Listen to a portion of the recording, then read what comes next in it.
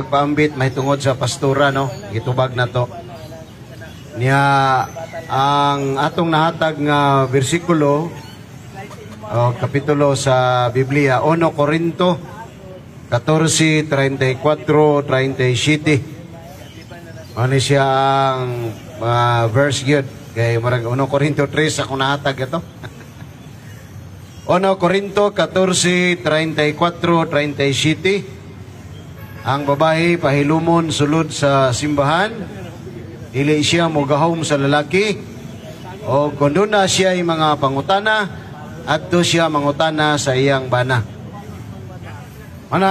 Kini mga pastora sa laing reliyon, na ang giingon ako nga wala gid na siya sa Biblia, no?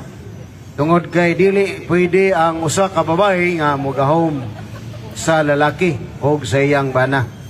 Hinanglan adto siya mangutana, kung doon na siya ay mga pangutana sa pagtuo, mangutana siya sa iyang bana. Unya ang babae, kinahanglan dili mogahom sa lalaki. Muna ang 1 Corinto 14, 34, 37 nga kanang mga pastora wala gid na sa Biblia, mga igsoon. O ang pastor sa Katoliko na ana sa Epeso 4:11.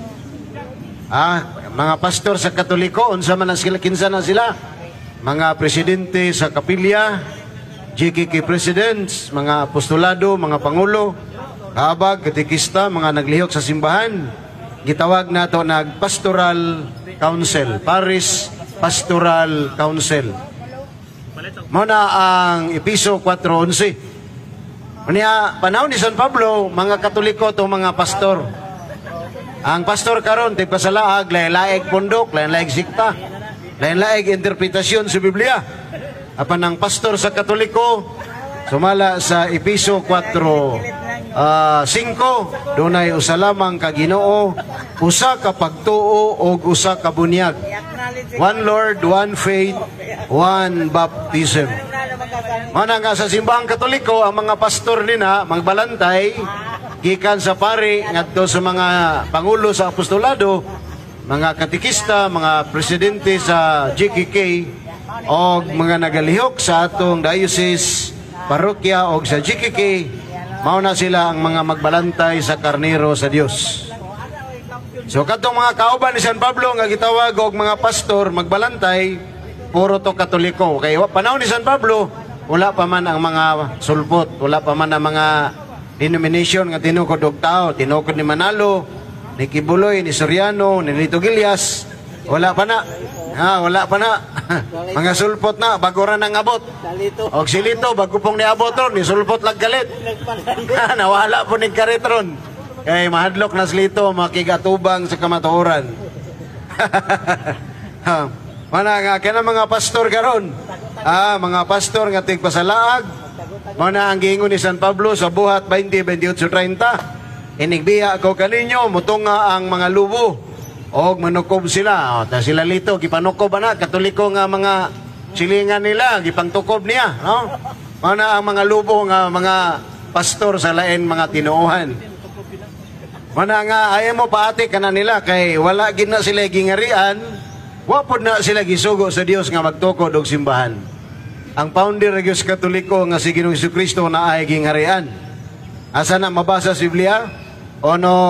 Sa San Juan 14:1-3. Ingon si Jesus, ayaw kamo kahadlok, salig kamo sa Dios o salig usab kamo kanako. Sa balay sa akong amahan, dunay daghang mga lawak. Muna ako pagadto ug magandam og lawak alang sa matag usa kaninyo. Kung dili pa kini tinuod, dili ko kamo sultihan niini.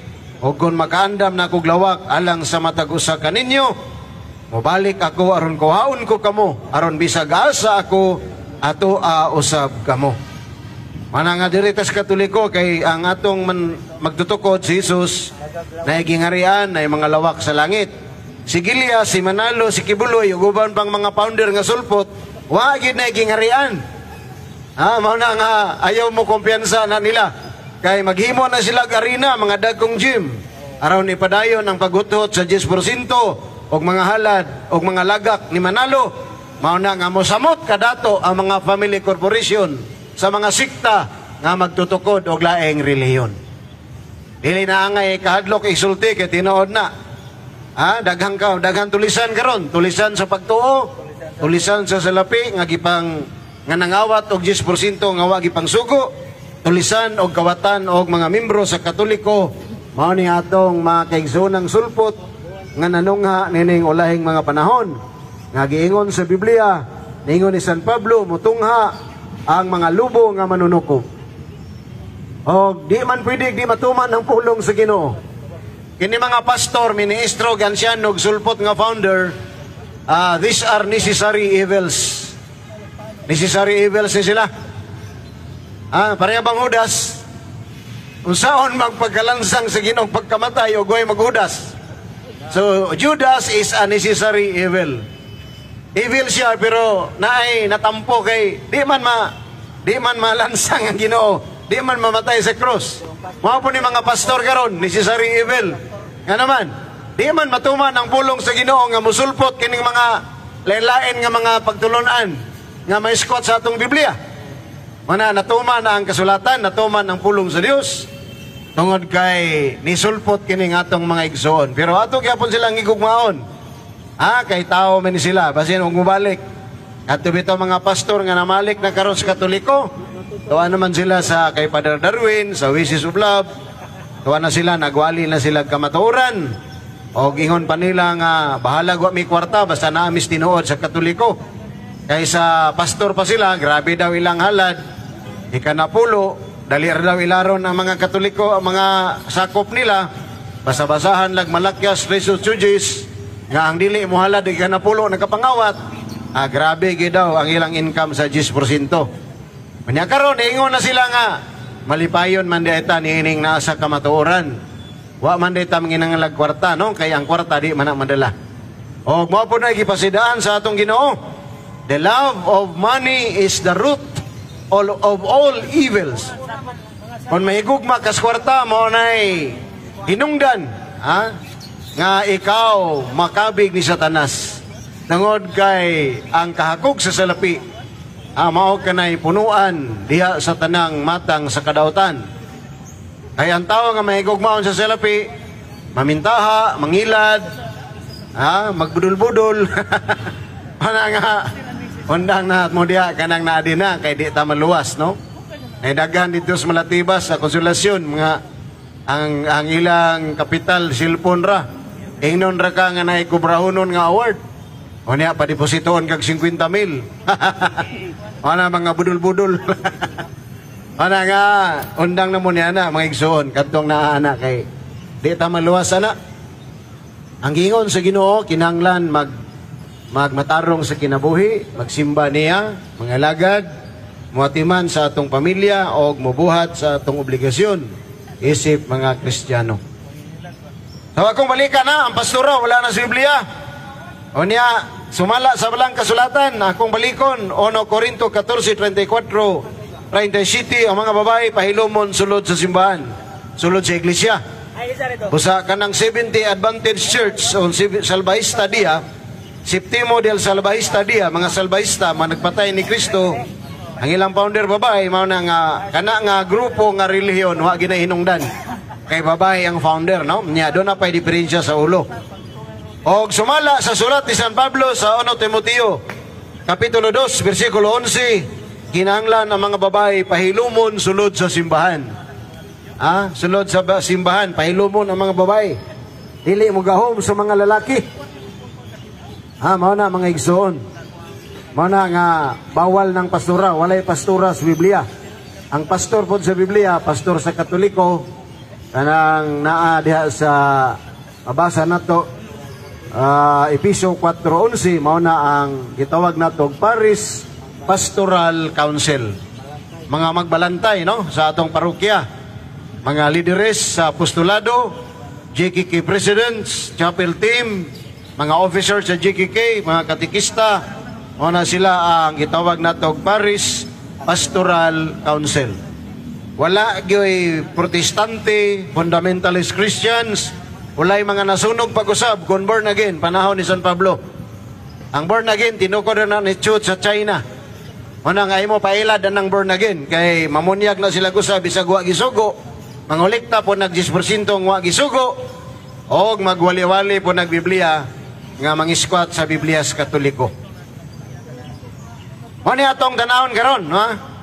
Muna ato na lang itiwas ning doktrina sa mga dili Katoliko kanang ilang pagingon nga Bible alone konsula eskriptura usa na kadakong sayop tungod kay ang Biblia na buhat og nahuman sa simbahang Katoliko 405 Anno Domini.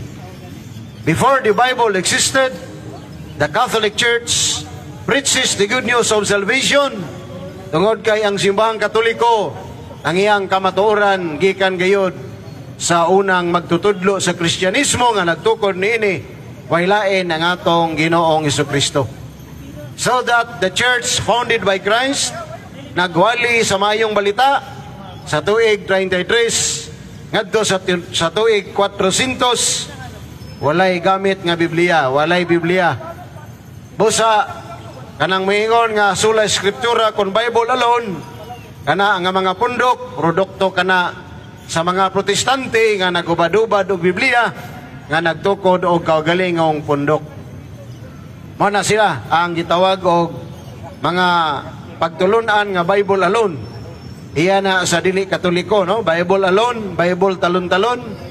Sige lukso-lukso anang Biblia. Di mahuman hangtod karon way kahumanan nga naman. Tungod kay way klaro nga mga topics nga gihisgutan. Igo lang manglibak sa Katoliko. So Bible alone is wrong because the Catholic Church has already teaches the world. Diyan ang gitawag nato the good news of salvation. Dili ginamit ang Biblia kundi ginamit ang mga pulo nga ilang nadawat gikan sa baba sa Ginoo. Manang gitawag nato oral kirigma and the oral tradition of the Catholic Church. Nga mabasa sa 2 Tesalonica Kapitulo 2 versikulo 14 ngadto sa 15. Ningon si San Pablo, kinahanglan dawaton ninyo ang among mga pagpanudlo nga mga pagtulunan pinaagig binaba o pinaagig sinulat. So duha diay nga pagtulunan ang gidala sa mga apostoles. Oral tradition o mga sinulat. So that a true Christian should accept the tradition and the Holy Bible. Gani una pa man ang tradisyon kaysa Biblia. Kaya ang gitudlo ni Kristo gikan sa iyang baba nga gidawat sa simbahan o giwali ni sa simbahan sulod sa 400 ka tuig. From 33 AD to 400 AD ang simbahang Katoliko nagwali walay gamit-gamit og Biblia. So that the church founded by Christ preaches the good news of salvation without using the Bible, but using the holy tradition taught by Christ from His mouth to the ears of the church. So that the Catholic Church becomes the depository of faith, the depository of truth, the depository of sacraments, and the depository of salvation. Mao na ang grasya o gasang nadawat sa simbahang Katoliko nga gitukod ni Kristo.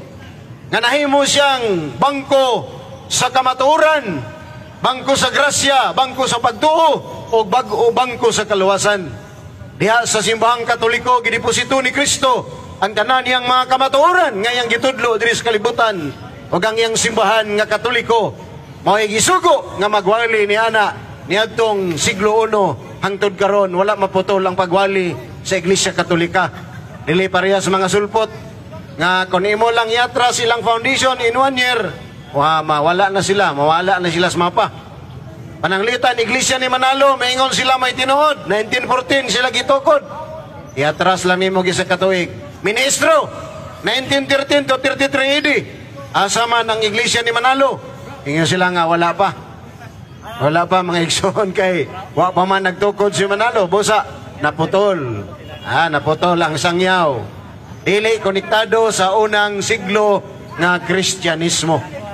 Tanan nga mga sulpot, tanan nga mga dili Katoliko nga pundok nga tinukod og tao, walay koneksyon sa unang Kristyanismo. Putol ang ilang Pagwali, putol ang ilang koneksyon. O labaw sa tanan. Wala gid sila makadawat sa kamatuoran gikan sa baba sa Dios. Ang simbahang Katoliko na niya ang gitawag na tog the ocean of truth. Ano ba ang naglaud-laud nga kamatuoran gitudlo na ni Kristo sa iyang simbahang Katoliko without using the Bible. Mga igsoon ka na mga sikta nga nagamit og Biblia. Falsifikado na. Nga naman, si Kristo nanudlo 400 katuig uban ang iyang simbahan nanudlo without using the Bible, using the holy tradition which the apostles received from Jesus Christ, the original teachings from the mouth of Jesus to the ears of the church. Mao nang simbahang Katoliko. Mao nang sayop ng ingon nga Bible alone o Bible talon-talon, ha? Mao na gibuhat sa mga sulpot nato mga kaigsuonan nga nagsigig abuso sa Biblia. Kanang doktrina sa mga dili Katoliko nga Bible alone, Christ alone, wala na sa Biblia. O kanang faith alone, wala gina sa Biblia.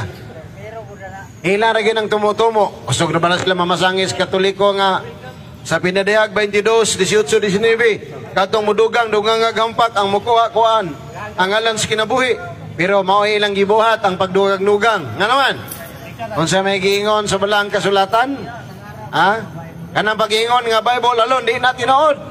Kay sa 2 Tesalonica 2:14-15, ningon si San Pablo, kinahanglan dawaton ninyo ang pagtulunan, nga among giwali kaninyo, pinaagi sa binaba, o sa mga sinulat.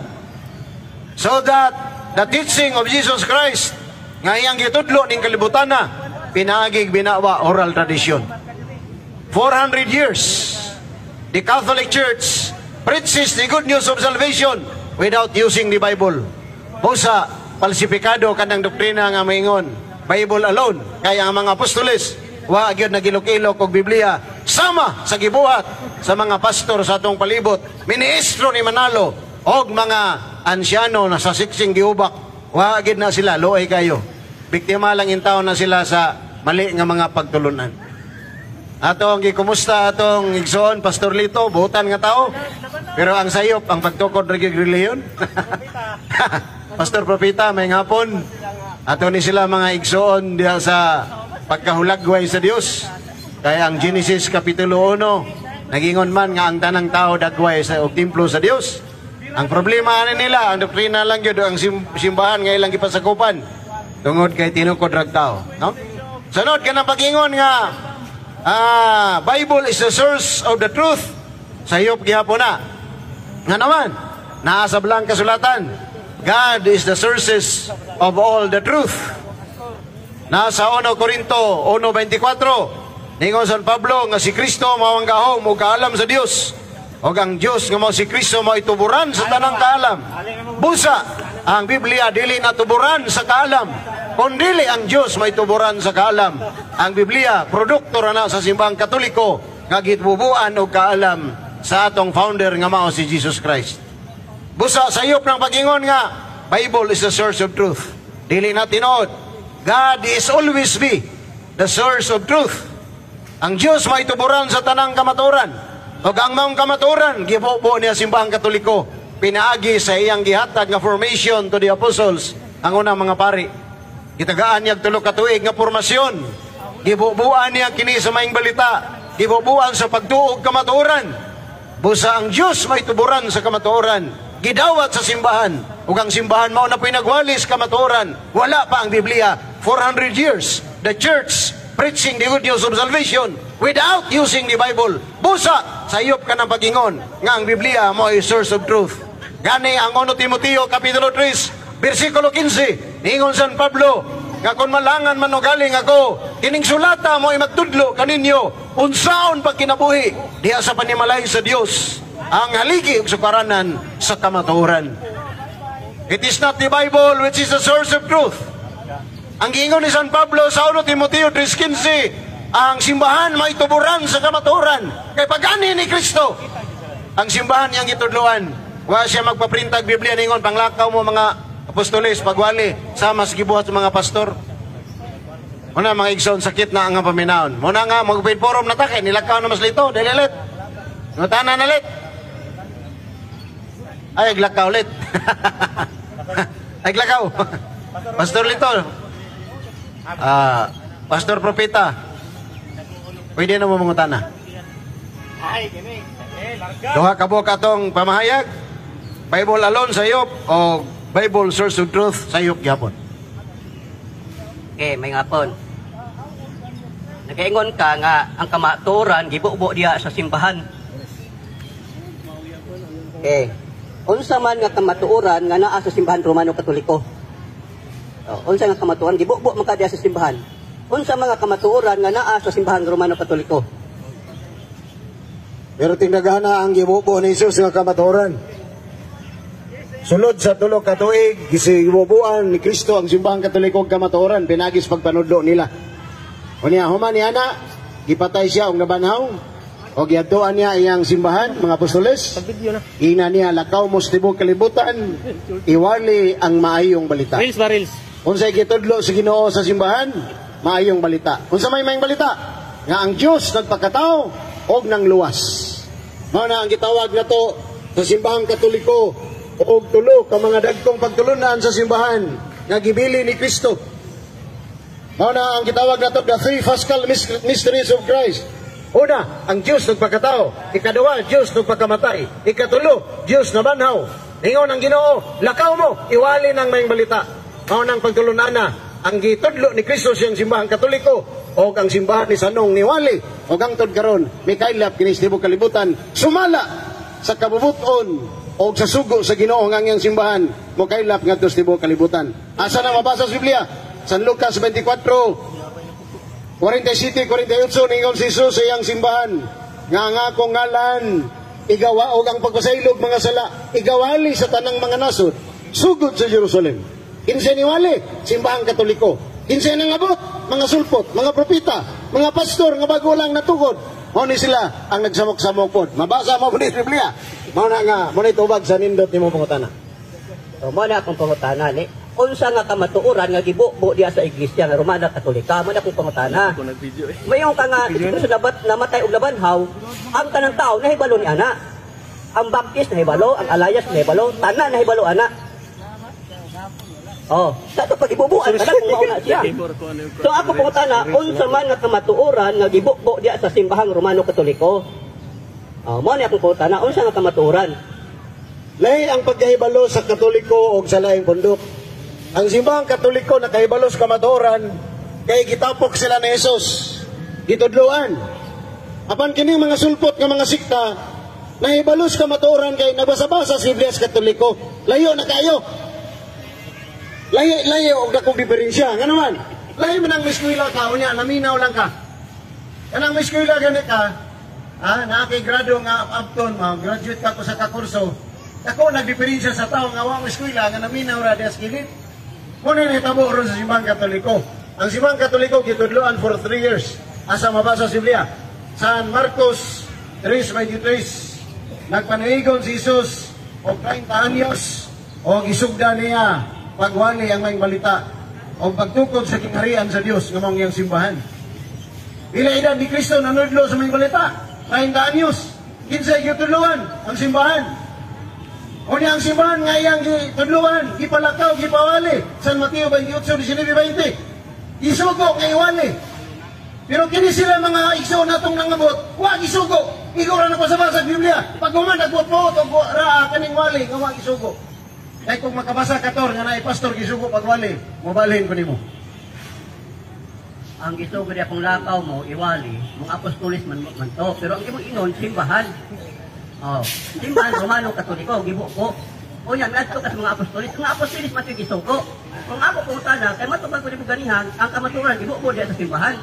Tulad taro istorya, simbahan mo tay matudlo. Nasa Krusing Merinol. Na diya sa tuwan mao na simbahan. Oh, kaya si man katawhan man, nagtapok mo diha. Unsa man kamatuoran nga gibubo diha sa Dios. Kumana kung kasabot. Okay. Maigsoon, wa day kasabot atong igsoon ug unsay simbahan. Ang pulong simbahan gikan sa pulong Griego nga Ecclesia. Ecclesia, the called out ones by God, group of believers and followers of our Lord Jesus Christ. Unsa din ang simbahan? undok sa katawhan nga gitudloan gimatuto ni Kristo sulod sa 3 ka tuig. Mao to ang unang 12 ka apostoles. Asa na mabasa sa Biblia? San Mateo kapitulo 10, 1 ngadto sa 10. Mao kini ang pangalan sa 12 ka apostoles nga gipili ni Kristo gitudloan o isugo pagwali o paghingilin sa mga yawa o daotang espiritu o pag-ayos mga masakiton. Gitudloan niya ang simbahan. Ang iyang itudlo nga simbahan building man. Walay tigumanan secondary definition na.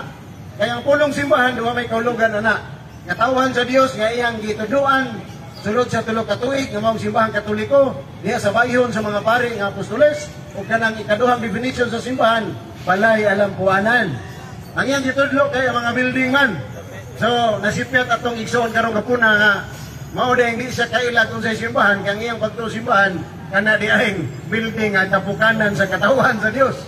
Ang simbahan pastor ang tinuod niya nga kahulugan from the Greek word ecclesia kahal balay o kanang katawhan nga diin po'y anan sa Espiritu Santo na mao ang gitukod ni Kristo sa San Mateo 16:18. Katong pag-ingon ni Jesus atubangan sa 12 ka apostoles nga mo'y unang simbahan uban kang San Pedro niingon siya Tuis Petrus et superam Petram edificabo ecclesia miam. Thou art Peter a rock and on this rock foundation I will build the church. Gitukod ni Jesus ang iyang simbahan katawhan. Kanang ingon nimo nga building kaduha na muna nga, tuni pag-ayaw to, kaya ron di naman sipyat. So, iyan ang giyang nga katawhan. Okay, tama, katawhan, no? So, karo pumunta na, kaya ang katawhan mo ang simbahan. Unsa man nga kamatuoran, nga gibuo sa Diyos diya nimo. O, ikaw man ang simbahan. O, di sa matong building. O, lago, ikaw. So, unsa nga kamatuoran, nga gibuo sa Diyos diya nimo. So, unsa nga kamutay, pag-awas daw. Unsa nga kamatuoran. Ang unang Santo Papa sa Iglesia Katolika, Buhat Kapitulo 2, versikulo 1, itindog atubangan sa mga Hudiyo o sa lain nga mga tribo sa katawan. Ingon siya, mao kini ang mayong balita. Nga katong Kristo nga inyong ipatay o gilansang sa krus, nabanhaw na siya. Unsa din mayong balita? Nga ang Diyos nga gipatay sa mga Sabadistang Hudiyo. Apil-apil po ng mga 70 Adventist nga may labot.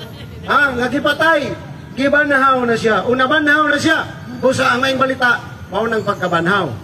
Mayong balita, tungod kay diha sa pagkabanhaw, mao na atong paglaom nga kita mga Kristiyanos, uman ining kinabuhian natay pagkabanhaw. Ay gisaad ka na ni Kristo nga ang mutuo kaniya, mukalawat siyang mahal nga lawas ug dugo siya Eucharistia o diha sa Santos nga misa, tagaan niya og pagkabanhaw. Asa man ang mabasa sa Biblia? Nana sa San Juan 6:51-58. Ingon si Jesus, ang mukaon sa akong unod ug moinom sa akong dugo, tagaan ko siya kabanhawan ug kinabuhing dayon. Busa kanang pagkabanhaw ngadtos katawhan sa Dios pinagis pagkalawat nibiya naman ka kinibalhin na atik man kanhi propeta Abraham o nga di nagkakatoliko o nang delikado imong pagkabanhaw delikado pud imong kalawasan tor karong hapunan. Wala gin makuha ang tubag. Ang ako po tara kay ikaw man ang simbahan katawhan man ikaw kag adto maka sa papa sa papa. Wa man ko mangutana sa Santo Papa ikaw man kay ikaw maka simbahan tata. Oh. So mismo sa imong kaugalingon ko diha mangutana dili sa Santo Papa ninyo. Sa imo ka ikaw man ang simbahan, dili man building, ikaw man, yamato pa nimo gibuo ang kamatuoran sa iglesia, so kay ikaw man iglesia unsang kamatuoran nga gibuo sa Dios diha nimo. So ayo pag hisgot ato mga Santo Papa kanangagi. Diha nimo kun mangutana. Kami mga Katoliko bawal sa moa magbutbuot og magtudlo og pagtulunan. Nga naman, tungod kay ang pagtulunan usara. Itudlo ka na ni Kristo sa iyang simbahan, pinagi sa mga apostoles, o ang mga apostoles mao na pinagwali ngadto sa tibuok kalibutan, o ang simbahan Katoliko sa tibuok kalibutan, produkto na sa pagwali sa mga apostoles. Wala may kaugalingong doktrina. Ang among doktrina na dawat namo ni sa simbahan Katoliko, gikan sa mga apostoles, o gikan kang Kristo. Una ang pagpasapasa sa pagtulunan. Kung mangutan naman ka na nga di mo ko founder. Tapos dito, pangutan na kay founder to, nagtutuko do giya. Di mahatagag tinawan ang tubag. Di mahatagag tinawan ang tubag sa mga pangutana. No? Okay na lang. Bradley to, ito na. Okay na. Tama na to siya. Wali si Bradley to daw. Tagay panahon. Magribatal na po ka. Ili, pangutana sa... sige. Pero kay... puli-puli ta. Kung niya, kay umani mo gwali, ako na po yung pangutana. Dili na, pangutana sa itong akong giwali. Mali nang imong giingon nga Bible alone. Mali nang inyong giingon nga Bible is a source of truth. Ha? Utan na diha. Kay kung wala na ko, si pagkagyaw-yaw dito sa kilid. Utan na ba? Ayaw kadlok. Na magagas ka matuoran. Paragod sa pangutanan nito, nangutana siya o unsa nga kamatuoran ang gibuo diha sa inyong simbahan. Wa ko ni matubag. Basta nitubag, di na ka mukha sa kuhan. Ang tubag adto diha sa matuod nga simbahan na as Kristo nga miingon ako ang kamatuoran. Unang Juan 2:27 gibuo ni Kristo ang iyang espiritu, wa na mo magkinahanglan lain pang magtutudlo. Vamos, sa matuod nga simbahan, dili sa wa man ko moingon. Yes, Katoliko ra. Diha sa inyohang simbahan, wala man sa matuod nga simbahan, basik ato de iyaha mo'y matuod. Si Pastor Lito nitabang og tubag. Iyang gitirahan si propeta. So, mo ni ang pastor malibog kanila nga nailain sila denomination ya, nagsige po sila tinirahan yung mga pastor, no? Salamat kay nitabang ka og tubag.